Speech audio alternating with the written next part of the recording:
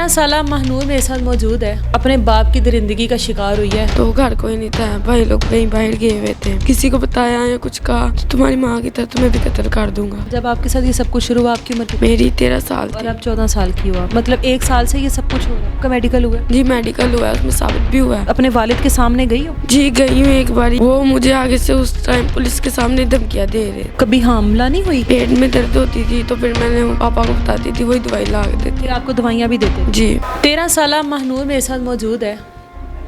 अपने बाप की दरिंदगी का शिकार हुई है। बड़े सख्त लफ्ज़ हैं, ज़मीन को फट जाना चाहिए इस तरह के लफ्ज़ हम लोगों को जब बोल रहे हो या कोई भी सुन रहा हो। पहले बाप ने कुछ साल पहले इसकी वालदा को कत्ल किया, शक की बिना पर जेल गया, मामू मदई बना। उसके बाद 5 बच्चों की जिम्मेदारी ना उठाने की वजह से मामू ने माफ़ किया और वो जेल से वापस आकर इन बच्चों की कफ़ालत करने लगा। कुछ हफ्तों बाद उसने अपनी इस बेटी को हवस का निशाना बनाया। बाकी की सारी कहानी ये बताएगी। महनूर, हिम्मत करके मुझे बताओ कि ये सिलसिला कहाँ से शुरू हुआ? जब से पापा बाहर आए हैं तो कुछ 4-5 महीनों बाद तो जब इन लोगों ने किया है तो घर कोई नहीं था, भाई लोग कहीं बाहर गए हुए थे। तो फिर इन लोगों ने मुझे मारा भी है, तो धमकियाँ भी देते हैं, ज़मीन में गाड़ दूंगा, अगर किसी को बताया या कुछ कहा तो तुम्हारी माँ की तरह तुम्हें भी कत्ल कर दूंगा। तो मैं किसी को बता नहीं सकती। हमने बड़ी माँ को कत्ल आप लोगों के सामने किया गया था? जी हमारे सामने किया था। तो जब हम भाई को बड़े को बताया तो वो पापा से डरता था, वो कुछ कर सका। कितनी उम्र है भाई की?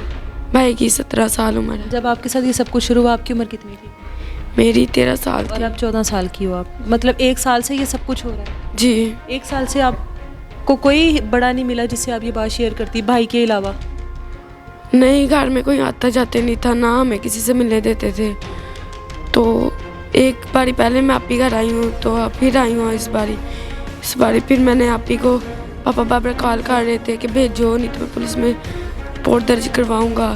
तो फिर मैंने आप ही को सारा कुछ बताया, मैंने नहीं जाना उधर, मैं उधर नहीं जाना, मेरे साथ तशद्दुद करते हैं, मारते हैं। फिर आप ही ने सारा कुछ किया है, आप ही ने भाई को बताया, फिर भाई के साथ में जाकर रिपोर्ट दर्ज करवाई है। पुलिस का क्या रवैया था जब रिपोर्ट जमा करवाने गई हो वहाँ पर? पुलिस का क्या रवैया था आपके साथ? उस टाइम तो उन लोगों ने गिरफ्तार कर लिया, उसके बाद रोज़ चक्कर लगाने पड़ते हैं, उन्हें बार बार बुलाते हैं। किस मकसद के लिए बुला रहे हैं? एक दफ़ा आपकी स्टेटमेंट हो गई, 2 दफ़ा हो गई, अब किस मकसद के लिए बुला रहे हैं? वो अब भाई पे शक कर रहे हैं। जिस बहनोई के घर पर हो उन पर शक कर रहे हैं कि वो आपको भड़का रहे हैं? जी उन पर शक कर रहे हैं। आपका मेडिकल हुआ? जी मेडिकल हुआ है, उसमें साबित भी हुआ है। आप अपने वालिद के सामने गई हो उसके बाद? जी गई हूँ एक बारी, ये जब परसों गई हूँ उधर शेखुपुरा, तब उसके सामने ही बयान दिए मैंने। उसके बाद क्या उनका कहना है, वो क्या कह रहे हैं इस बारे में? वो मुझे आगे से उस टाइम पुलिस के सामने धमकियाँ दे रहे थे। क्या धमकियाँ दे रहे हैं? अच्छा नहीं होगा तुम्हारे लिए, तुमने मेरे पे इल्ज़ाम लगाया है। पर मैंने कोई इल्ज़ाम नहीं लगाया उन पे, कि बाप अपनी बेटी को ही बाप अपने के लिए इल्ज़ाम लगाते हैं। महनूर, आप इतने अरसे तक आपके साथ होता रहे, आप कभी हमला नहीं हुई? पेट में दर्द होती थी तो फिर मैंने पापा को बताती थी, वही दवाई ला के देती। फिर आपको दवाइयाँ भी देते थे? जी ये आपके जिस्म पे निशान किस चीज़ के हैं? सरा था इधर से। ये वो आपको चोटें देते रहे? जी पुलिस क्या कार्रवाई कर रही है? आपको रोज़ बुलाती है, सुबह से शाम तक बैठे रहते हो आप, जिस फैमिली में मौजूद अपनी आपी की, वो भी साथ जलील हो रहे हैं आप लोगों के। पुलिस क्या कर रही है? कितने दिन हो गए मुसलसल आप लोगों को? 10-12 दिन हो गए, हम जाते हैं, रोज़ बुलाते हैं। तो कल फिर बुलाया है तो गए हम, तो उधर हम पूरा दिन बैठ के आ गए हैं, पर वो एसपी नहीं आया। फिर रात को कहते आप जाओ तो परसों आना। आपकी बात पूरी सुनी है पुलिस वालों ने? आराम से, तहम्मुल से? आपके सर पे किसी पुलिस वाले ने हाथ रखा है कि बेटा हम तुम्हारे साथ हैं, तुम्हारे साथ ज्यादती हुई है? कोई पुलिस अफसर वहाँ पर ऐसा था जिसने आपकी बात सुनी हो मोहब्बत से, शफकत से? सुनी थी जब पहले दिन गई थी रिपोर्ट दर्ज करवाने, उसके बाद कोई नहीं सुनता। उधर रोज़ जाते हैं, रोज़ बताते हैं, पर वो उसकी बात सुनते हैं, हमारी नहीं सुनते। उनकी क्यों सुनते हैं? क्या कोई बड़े बासर हैं? पैसा है आपके बाबा के पास? कोई नहीं, पैसा भी नहीं है, फिर उसकी क्यों सुन रहे हैं ये? पता नहीं, हमें ना उधर कुछ कर रहे हैं पुलिस वाले। क्या सज़ा आप चाहती हो? आपके जो भी वो आपके लगते हैं, क्या सज़ा मिलनी चाहिए? उसे उम्र कैद होनी चाहिए, उसे अपनी गलतियों का एहसास हो ताकि वो दोबारा ऐसा कोई कदम ना उठाए। जब आपकी वालदा को उन्होंने कत्ल किया था उसके बाद आप लोगों के अंदर इतनी हिम्मत थी कि दोबारा उनके साथ रहते? हिम्मत तो नहीं थी पर मजबूरी थी, रहना पड़ना था, और कोई है जो नहीं था।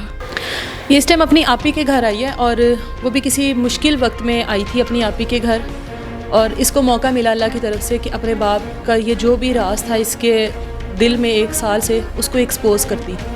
उस चीज़ का इल्ज़ाम भी इनकी फैमिली पर आ रहा है, आपी के घर आपी के शोहर के ऊपर, कि इसको वर्गलाया जा रहा है। अब एक मुलजिम है, उसके ख़िलाफ़ बेटी ने बयान दिया है कि उसके साथ 1 साल तक मुसलसल ज़्यादती करता रहा है, उसको अभी तक मेहमान बनाकर उसको थाने में रखा गया है। किस वजह से? अब अगर कल को उसकी ज़मानत होती है, वो बाहर आता है, इस बच्ची को तो पहले ही धमकियाँ दी गई हैं, इसके जिस्म पर निशान है, उसके दिए गई मेहरबानी है, फिर जिस घर में ये रह रही है उस आपी के 3 बच्चे हैं, उसके शोहर ने कहीं काम पर भी जाना है, फिर उसको धमकियाँ। एक मुलजिम है जो पहले ही कई साल एक कत्ल की सज़ा में वापस आया है, कोई मुश्किल नहीं है उससे तफ्तीश करना, कोई मुश्किल नहीं है उसके बारे में पता लगाना कि उसका क्या किरदार है, क्या करैक्टर है, फिर भी उसको मेहमान बना के रखा हुआ है क्योंकि सिर्फ ये एक मासूम बच्ची है, इसके पीछे वैसा बैकग्राउंड नहीं है, इसके पीछे उस तरह सपोर्ट करने वाले नहीं है। जिसने भी इसकी सपोर्ट करनी है बैकग्राउंड में बैकफुट पर होकर करनी है, इसके साथ खड़े होकर किसी ने नहीं करनी। इस वजह से पुलिस को मौका मिला है। पैसों वाला भी मामला नहीं है कि दूसरी पार्टी से पैसे खा रही है, तो फिर इस बेटी को इंसाफ क्यों नहीं दिलवा रहे? क्यों अपनी नालायकी इस केस में भी दिखाई जा रही है कि एक बाप ने अगर कर दिया बेटी के साथ तो वो सामने लेकर आए दुनिया के, बाकी बच्चियों को महफूज करें। इस तरह का दरिंदा बाहिर आ जिसने अपनी बेटी को नहीं छोड़ा, वो हमसायों की या अपने बाकी रिश्तेदारों की बच्चियों को छोड़ेगा? रहम करें अपनी बच्चियों के ऊपर। ये बाप होते हैं जो अपनी बच्चियों की उंगली पकड़ के उसको चलना सिखाते हैं। अब ये वक्त आ गया कि बाप ही अपनी बेटियों की इज्जतों के दुश्मन बन गए हैं। मुझे दें इजाज़त, अल्लाह हाफ़िज़।